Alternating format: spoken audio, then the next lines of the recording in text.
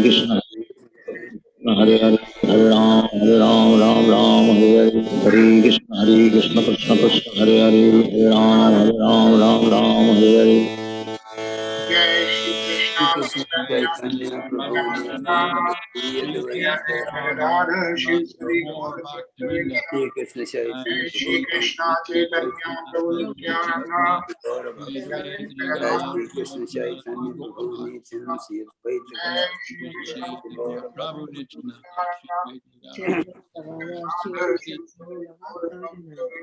Hare Krishna. Hey. Shri RadheGovind Bhagwad Ki Jai. We're beginning with 6 and 7 today. It's good to make a reference to the previous. We'll make a reference. Just briefly. Oh, 6 and 7 Prabhuji? Yeah, we finished 5. Oh, we could finish 5 last time? We did finish 5. Okay, I thought we did only 2 paragraphs. I don't know. Pardon me? Maybe we finished. I don't remember. It's fine. I think we finished. I'm sure we finished. Okay. Okay, so we'll start at 6 and 7. Started 6 and 7. So we're going to read the. But actually, Rudrani is going to read what are you going to read? She's going to read just a couple of previous ones. Yeah, just to put the whole thing in perspective, I'm going to read the previous verses. Yeah. So this is verses 3, 4, and 5. Those who fully worship the manifested, that which lies beyond the perception of the senses, the all-pervading, inconceivable, unchanging, fixed, and immovable, the impersonal conception of the absolute truth, by controlling the various senses and being equally disposed to everyone, such persons engaged in the welfare of all at last achieve me.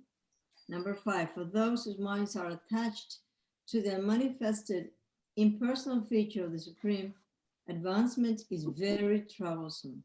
To make progress in that discipline is always difficult for those who are embodied, because now there's a big contrast between these 3 verses and number 6.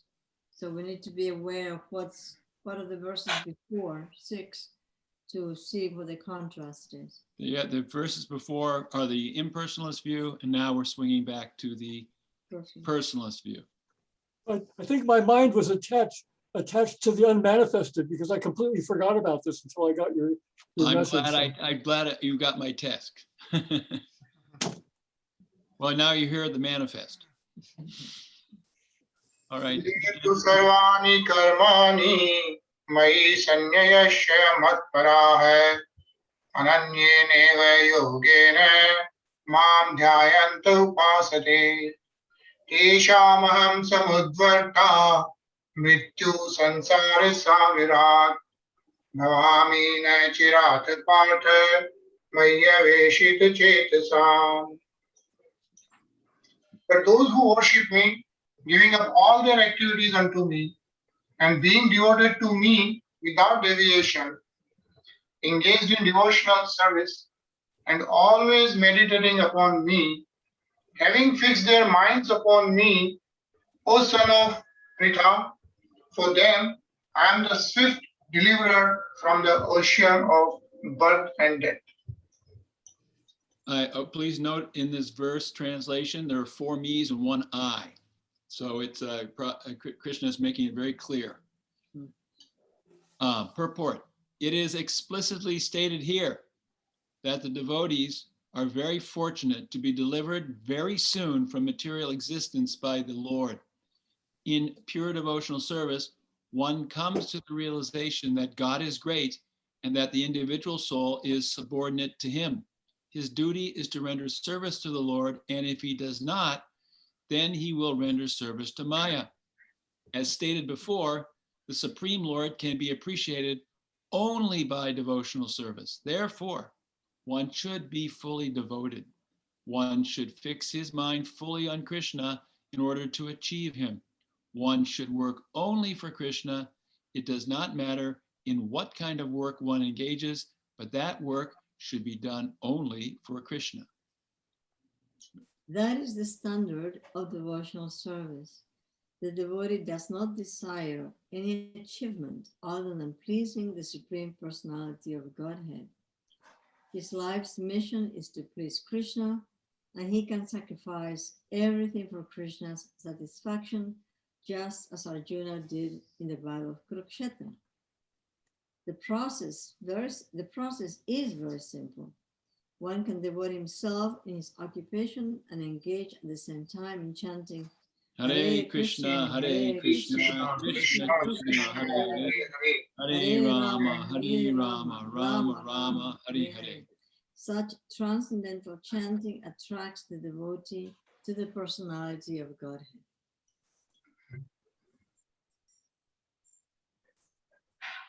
That's it, huh? Madhav Prabhu?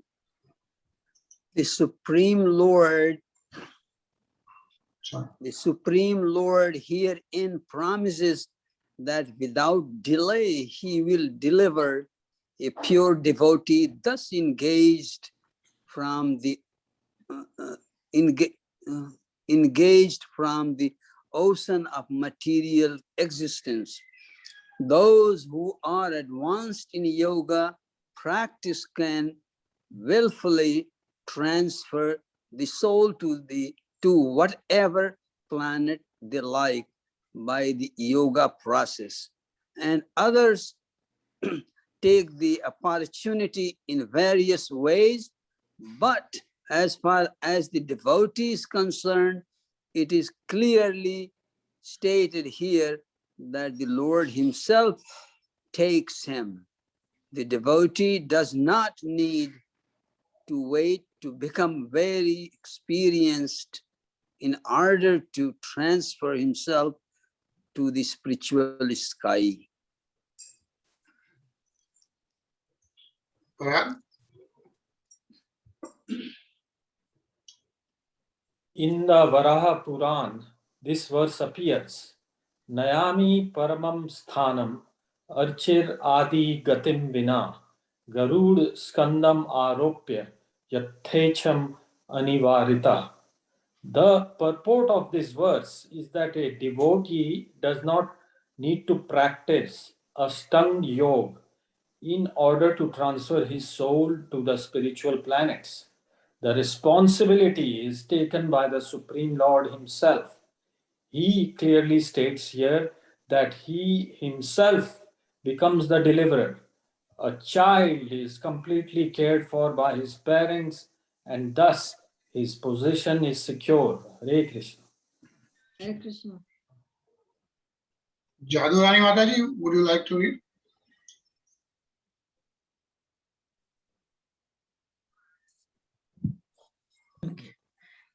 Yes, please. Similarly, a devotee does not need to endeavor to transfer himself by yoga practice to other planets.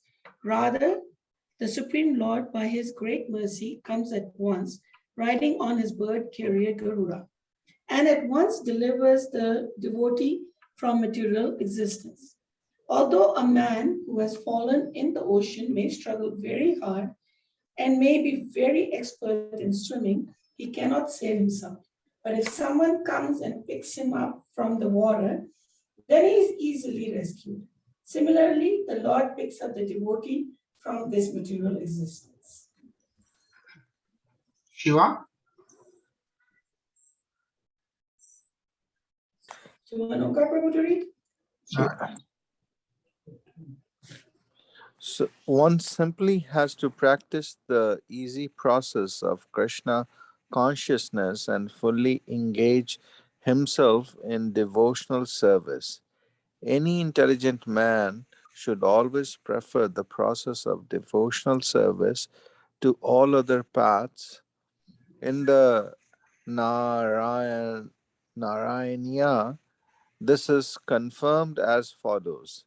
Ya vavi sadhana sampati purushartha chotseya taya vina tad apnoti naro narayanarashya.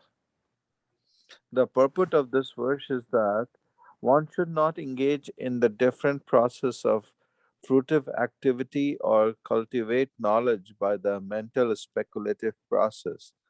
One who is devoted to the Supreme Personality can attain all the benefits derived from other yogic processes, speculation, rituals, sacrifices, charities, etc.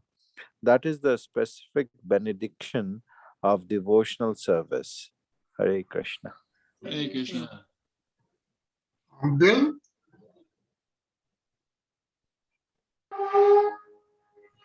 Bill, Prabhu? Bill? Let's see. Simply by chanting the holy name of Krishna, Hare Krishna, Hare Krishna, Krishna Krishna, Hare Hare. Hare Rama, Hare Rama, Rama Rama. Hare Hare. A devotee of the Lord can approach the supreme destination easily and happily, but this destination cannot be approached by any other process of religion. The conclusion of Bhagavad Gita is stated in the 18th chapter. Sarva dharman paritiyagya mam mekam sharanam vraja aham tvam sarva papabhyo mokshasyami ma shukaha. One should give up all other processes of self-realization and simply execute devotional service in Krishna consciousness. That will enable one to reach the highest perfection of life. Omkara, Prabhu?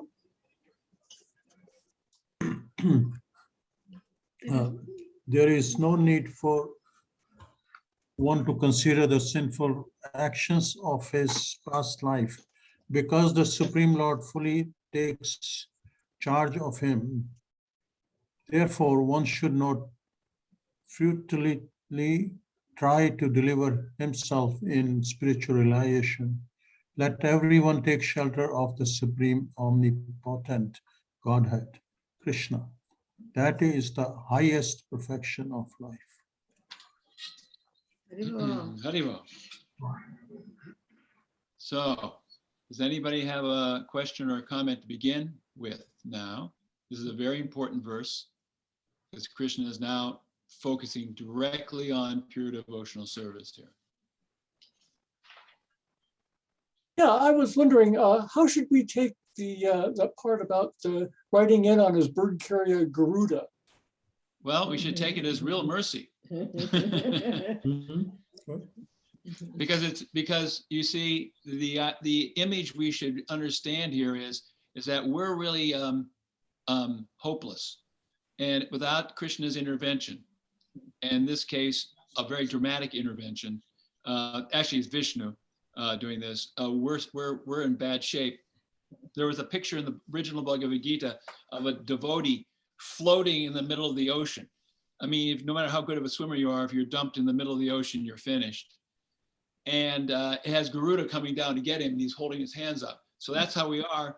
We're in the middle of we're drowning in the ocean material world, and we have to simply say, Krishna, Garuda. Help. And Garuda is very powerful, and not sure if any of us will see him anytime soon, but he's a very powerful personality, and he's associated with Vishnu mostly, but Krishna too. That's a good question, because how are we to understand these stories? What's interesting? Yes. What's interesting is that in the end, Krishna is saying that, or it said that there's no need for one to consider the sinful actions of his past life, because the Supreme Lord fully takes charge of him. So this happens after Sarvadharma Parityaja, right? So after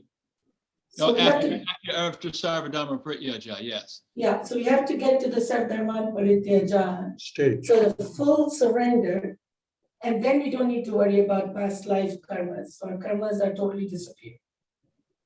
But even before then, Krishna mitigates the karma.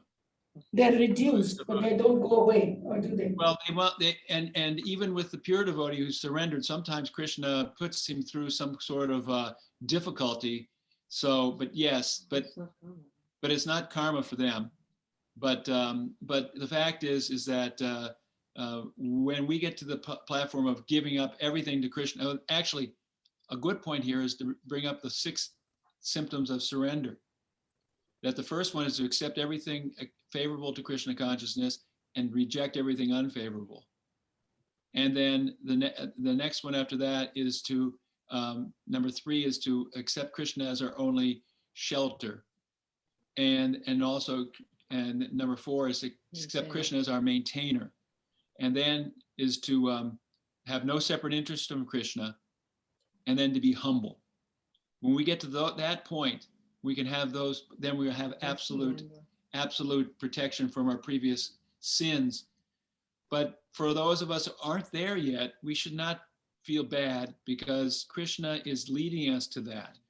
It's like the ripe mango and the green mango. We're green mangoes now, but if we stay on the tree of Krishna consciousness, one day we'll be nice and juicy. Yeah, I think we find, we have to see all the things that are karmic coming our way as they could have been a lot worse. Yes. If we were not chanting and doing the devotional service. Krishna protects his devotee because, if we're sincere, what does it say? Apichet suracharo bhajate mama ananya, that even if we commit bad activities, because we're rightly situated in pure Krishna consciousness, and it doesn't mean we're pure, but that verse means that we don't ever give up Krishna, no matter how bad we feel about what's going on or how bad we flubbed up. We don't say, oh, no more, I'm going to go to something else. No, we have 100% faith that we stick with Krishna, that he'll deliver us. Like the devotee is considered to be saint. Yeah, the devotee's saintly, that's a saintly devotee. Today at noon, I had lunch with the director of the Raleigh Symphony Orchestra, and we're trying to figure out some way of doing some of my music at some point somehow. And I told him flat out that, which he probably knew already, that I wrote music as a devotional act, and that the concert hall was my church. And he was totally comfortable with that. But that's very unusual in the arts scene, which is extremely secular and really, it's very difficult to do something devotional in the usual context of the arts anywhere, which is. Then next time you talk to him, you can invite him to chant Hare Krishna. Yeah. The thing is, in purport, it does say, like Srila Prabhupada does say here, that it doesn't matter. It doesn't matter in what kind of work one engages, but that work should be done only for Krishna. So that is the standard of devotional service. So the devotee doesn't desire any achievement other than pleasing the Supreme Personality of Godhead. His life mission is to please Krishna. So if we are pleasing Krishna by singing the devotional songs or his praises or playing the orchestra or whatever. Yeah, so that's perfectly fine. Yeah. So that's in line that's what Krishna is saying. That anything you do, even playing organ in my service, is a devotional service. That's very nice. One comment I would like to make is that we need to qualify what Srila Prabhupada is stating here. Because anything that we perform, any work that we perform can be offered to the Supreme Lord, but there are certain kinds of work that we want to stay away from. It's not that selling drugs, for example, or killing animals is a work that can be offered to the Supreme Lord. So we have to be discriminating to be able to choose something that can be offered to the Supreme Lord and stay away from things that are really sinful. Yes. Yeah, but sometimes the work is not very palatable. But if Krishna asks, we have to do it. Like Arjuna had to fight the battle. I mean, he wasn't wanting to fight it, but Krishna advised it, no, because you're Kshatriya, you must fight the battle. Right. So because I ask you. So in this case, I mean, because he was Kshatriya, so he had to fight the battle. It's not that he liked it, he didn't like it, but since Krishna asked him, so he fought it in the sense that that all karmic reactions, whatever, so But I think being offered to Krishna. I think what Rani was saying is that we shouldn't be accepting sinful. I mean, That's true. that fighting that Arjuna did was not sinful because it is under the direction of Krishna. Yeah, So it was not sinful, but there could be sinful activities like that's vikarma. like selling meat or something. Yeah, no, that's vikarma, but this is in line with what Krishna wants. So in Yes, this, yes. Krishna wanted. But As there was long an as Krishna wants it, we're in line.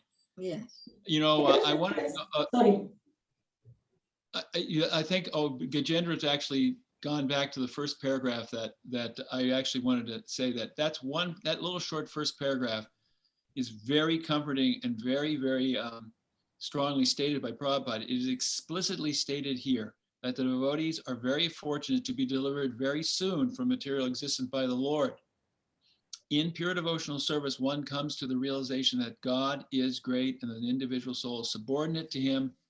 His duty is to render service to the Lord, and if he does not, he will render service to Maya. So you know, we're and some people say, well, we're not pure devotees, and we aren't pure devotees, but we're engaging in pure devotional service in the sense that we're being led by devotees like Srila Prabhupada, who are pure devotees, and therefore, by their mercy, we're engaging in serving him, and that is engagement in pure devotional service. And that will actually bring us to the platform of understanding Krishna. And if we do anything else in the material world, even if it looks good, like a very nice thing we're doing, building hospitals or schools or whatever, that's going to entangle us in many more births. Well, that's the principles of the surrender that Krishna just talked about. The first one is to accept everything that is favorable. And the second one is to reject everything that goes against devotional service. So that we have to apply our own intelligence and make the right choices. What does everybody think about when Prabhupada says this process is very simple? One can devote himself to his occupation, do your work, and engage in the same time in chanting the Maha Mantra. It's very, very clear and very simple. Yeah. However, it may not be easy. It can be it can be a huge challenge. There are lots of tasks, lots of jobs that are at right angles to this. So what if you? Yeah, sometimes one will be constrained by those things, and sometimes one has trouble chanting Hare Krishna for one reason or another too. So it's simple, but we really have to it's like I'm teaching some students now, and I'm teaching them American government, and I'm trying to make it simple. And I tell them I'm making it simple, but unless you study for this test, it won't be easy. So, you know, you have to do the homework, so to speak, in order to learn the lesson. Actually, Krishna's test is very simple anyways, because all he is saying, Antakale chameva samaran mukta klevam saprayati mat sadbhavam yati. At the end of your life, just remember me. I mean, that's the only test. So he's saying at the time of death, so one question has to be answered, and Lord has already given the answer. The answer is like you have to chant Hare Krishna when you leave your body. But I mean, it's the simplest test, yet very, very difficult, because we don't know when that test is going to come. And are we going to remember that? I mean, test is very simple, but it's very difficult at the same time, because we may not be able to remember at the time when it's needed, So we have the answer, but still difficult. So the preparation for that is to continuously keep chanting. Yeah, So, yes. Yeah, that's gonna why say it's practice- lifetime. Practice makes Lifetime of chanting, yes. Lifetime of chanting, just to remember that. So you go, I'm afraid if I you get go into to it, Question for Bill Prabhu.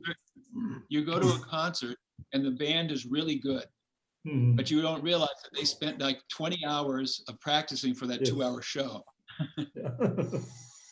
That is so true, but I was going to ask Bill Prabhu, when you said that you play for the Lord, that's what you said to you.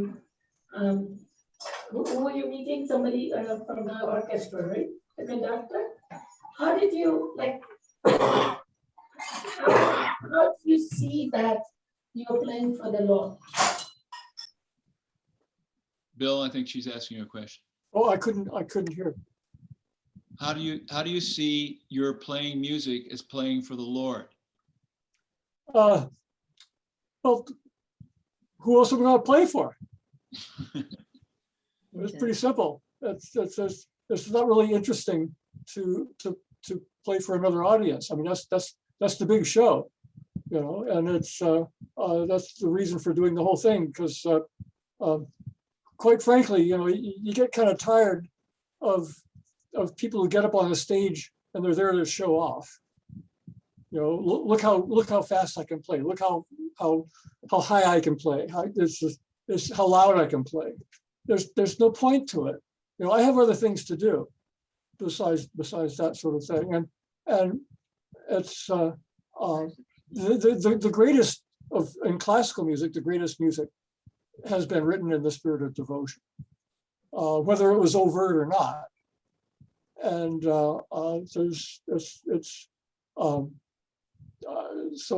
that's what interests me about it.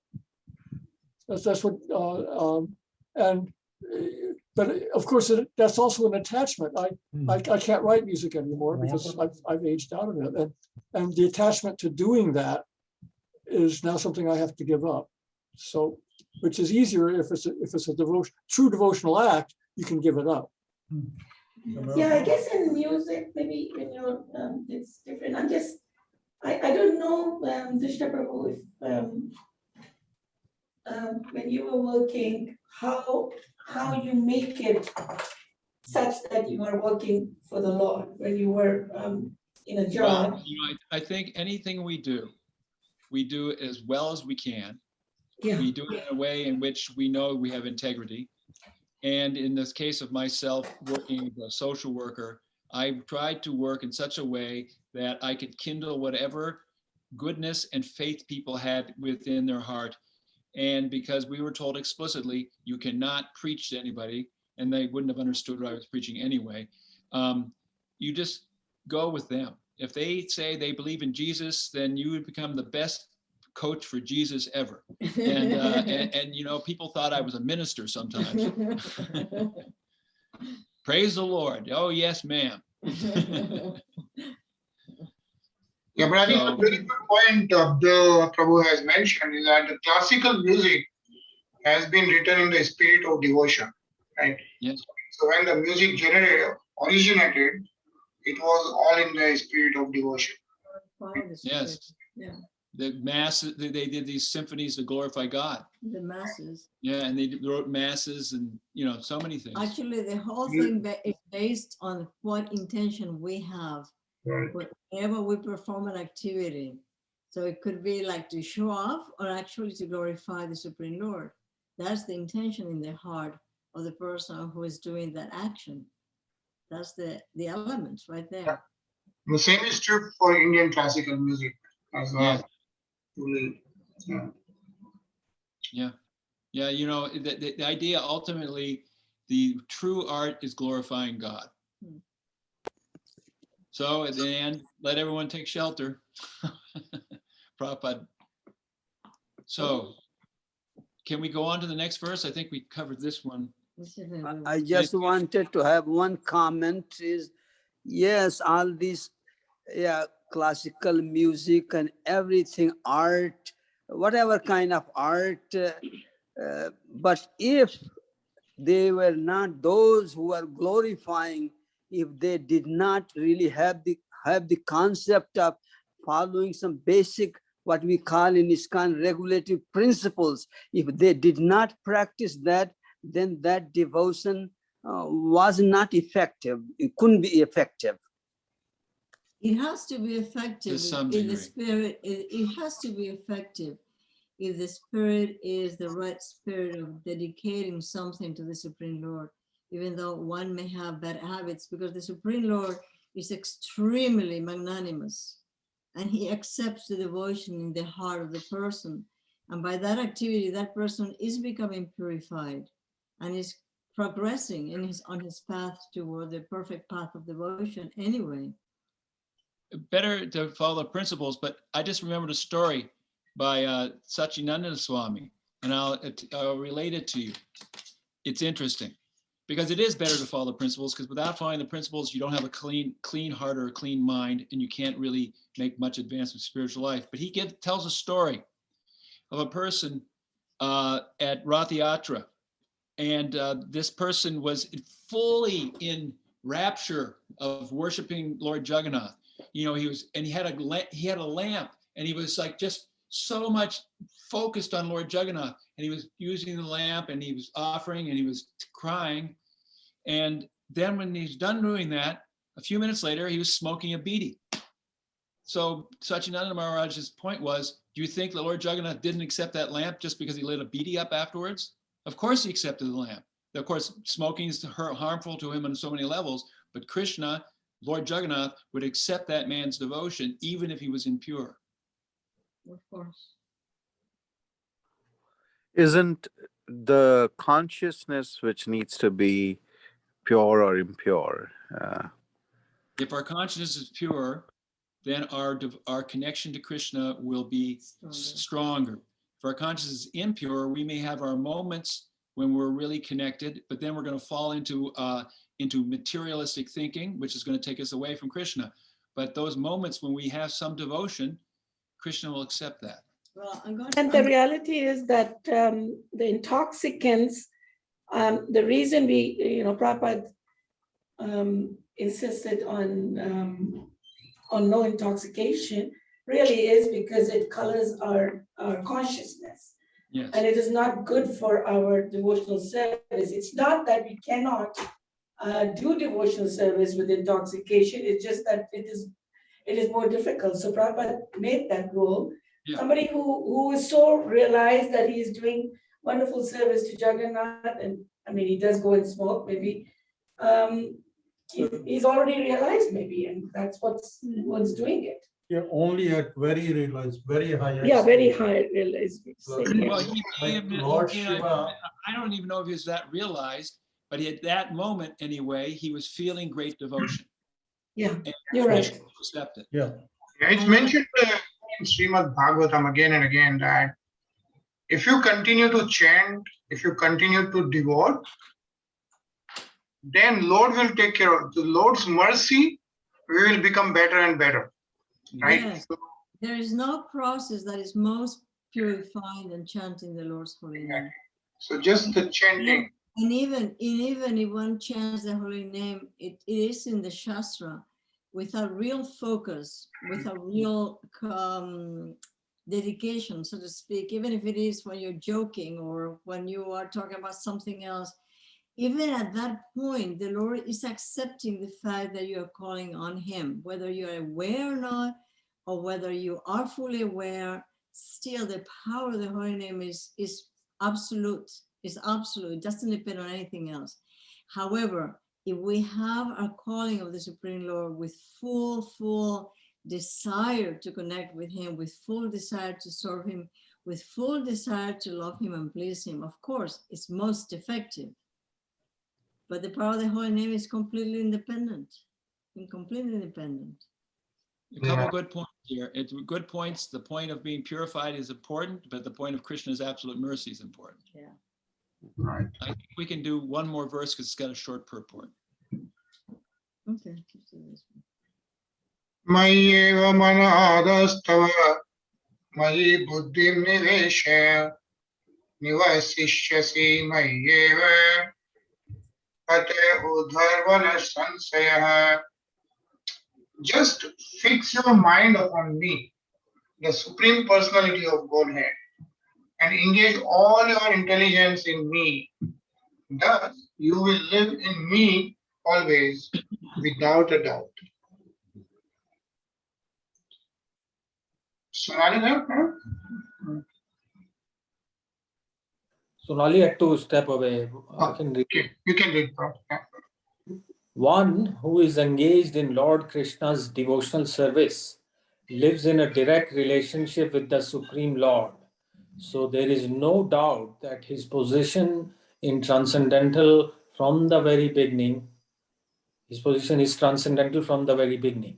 A devotee who does not live on the material plane, he lives in Krishna. The holy name of the Lord and the Lord are non-different. Therefore, when a devotee chants Hare Krishna, Krishna and his internal potency are dancing on the tongue of the devotee. When he offers Krishna food, Krishna directly accepts these eatables and the devotee becomes Krishnized by eating the remnants. One who does not engage in such service cannot understand how this is so, although this is a process recommended in the Bhagwad Gita and in other Vedic literatures. Hare Krishna. Hare Krishna. So one thing that we need to be aware of is that when we came to verses 6, 7, and now 8, this is the topmost level of devotion. And then we will see next time how Krishna says, look, this is the topmost, but if you cannot do it this way, do it this way.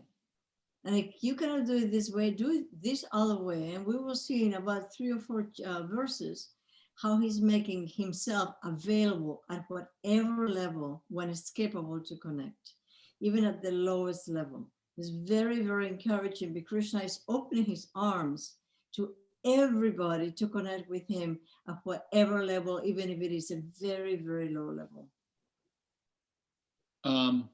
Any thoughts besides this very important point that Rudrani made, which is that we're going to go into a sequence?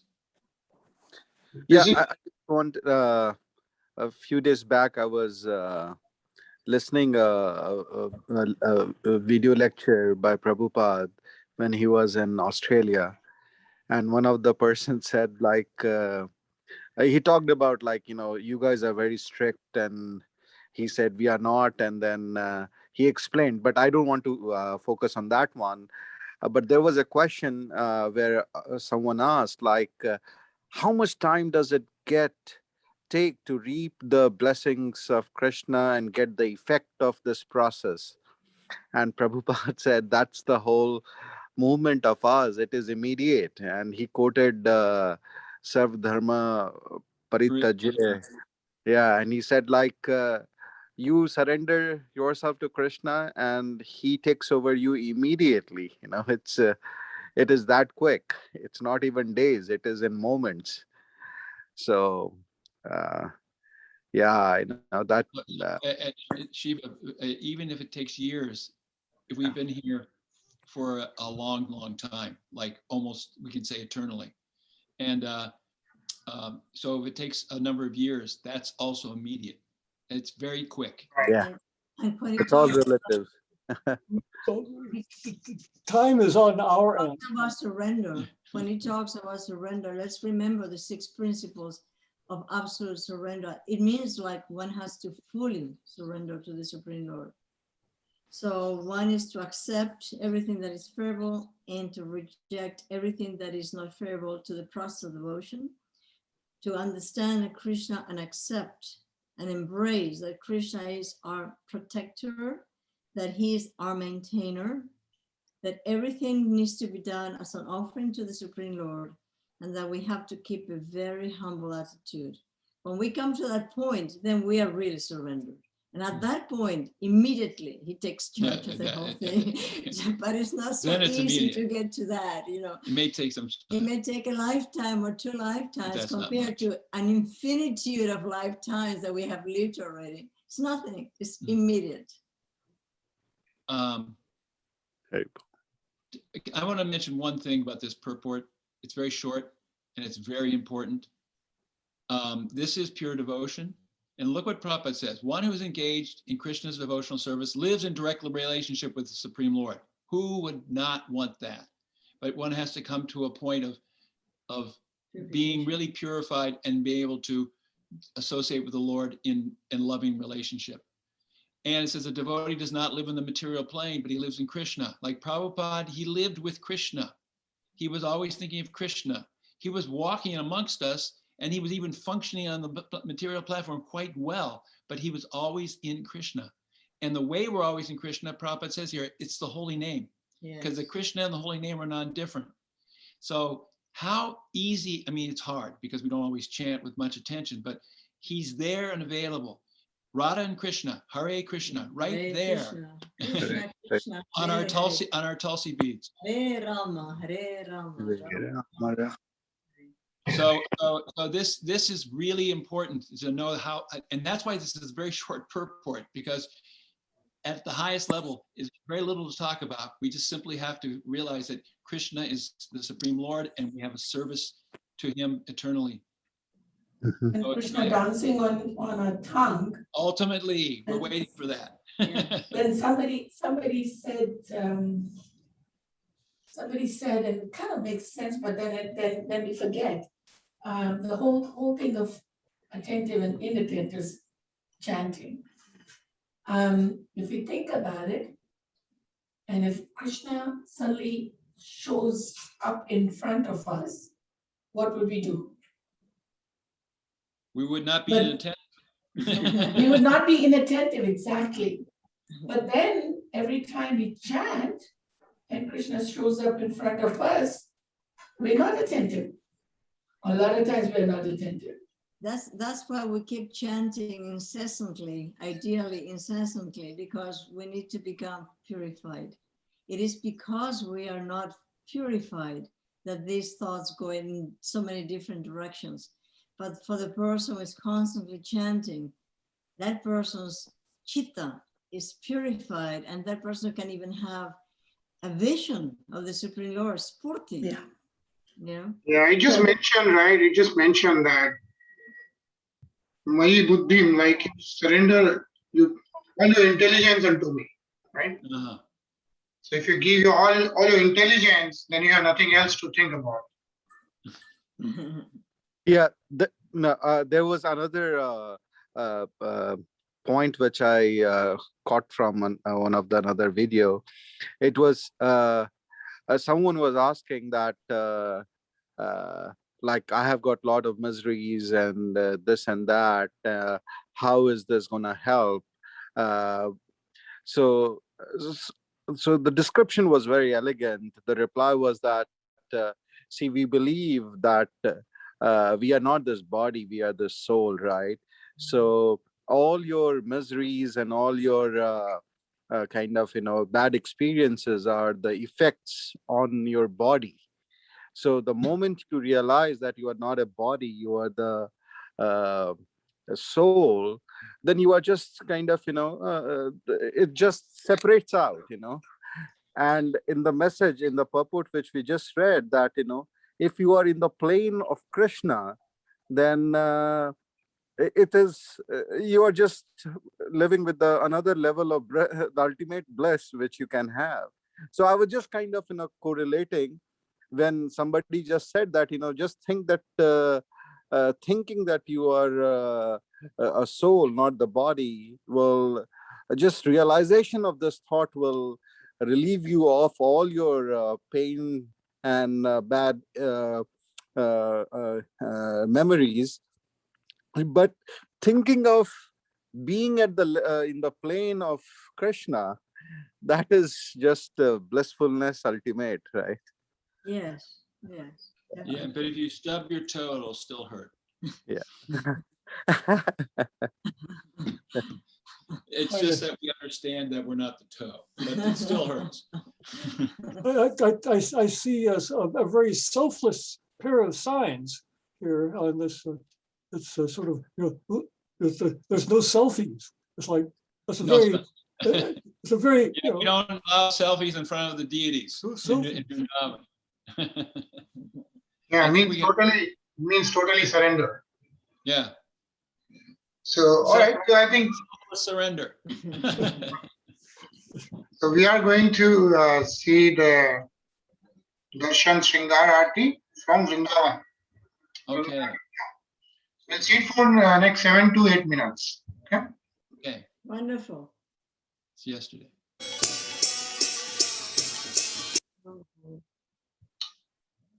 Hare Krishna Krishna Krishna Hare Hare, Hare Ram Ram Ram Hare Hare.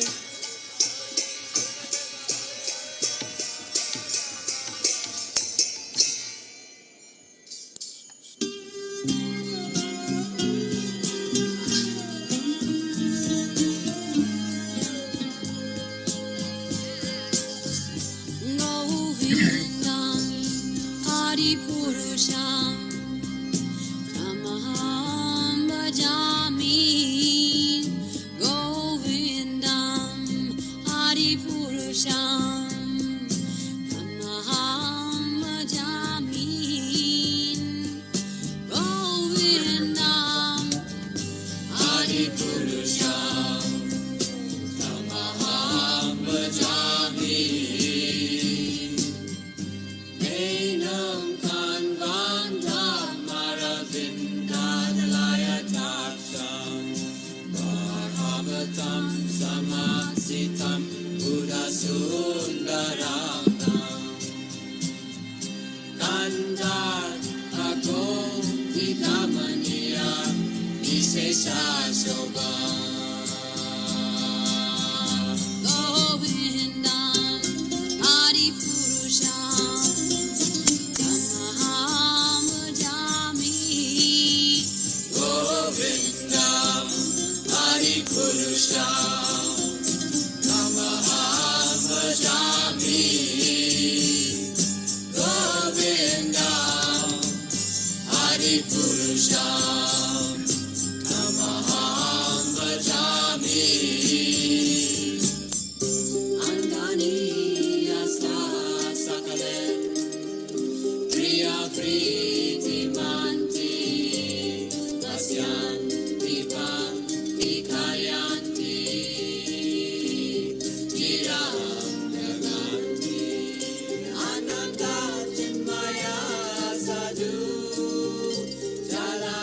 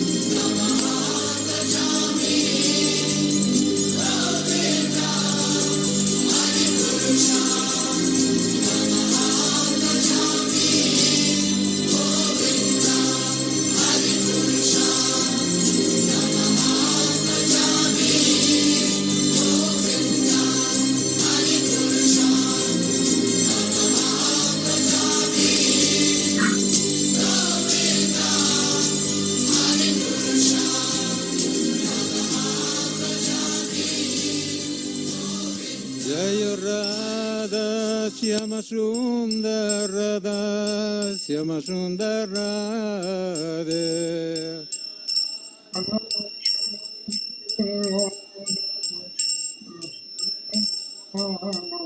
Jai Radha Shyama Sundar Radha Shyama Sundar Radhe.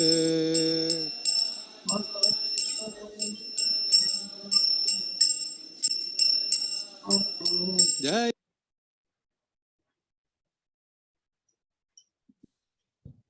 Shri Radha Shyam Sundar Bhagwan ki jai. Right. Bye. It's good to see everybody this evening. And Monday is Radhastami, so if you make it to the temple for the program from 5 till about 8, it'll be really nice. And it's a big celebration, and the most merciful Srimati Radharani, she allows us only to fast till noon, so you don't have to wait up to midnight. And also at 6:30 in the morning, you can come to the class. There's going to be a very, very good class. I'll present it from 6:30 to 7:30 on Mayapur TV if you want to, or on Facebook. Yeah, the temple's Live. Facebook. Yeah, that's in the morning. The program begins in the evening at 5. Yes. But there's a very good class at 6:30 in the morning also. Okay. Thank you, Gajendra Ji. Thank you so much. And Hare Thank Krishna. you. Thank you, everyone, for Hare joining, Krishna. and Hare safe travels to some devotees, and have a good weekend, everybody. And we're looking forward to seeing you again. Hare Yeah. Krishna. Hare Hare Krishna. Hare Krishna. We go.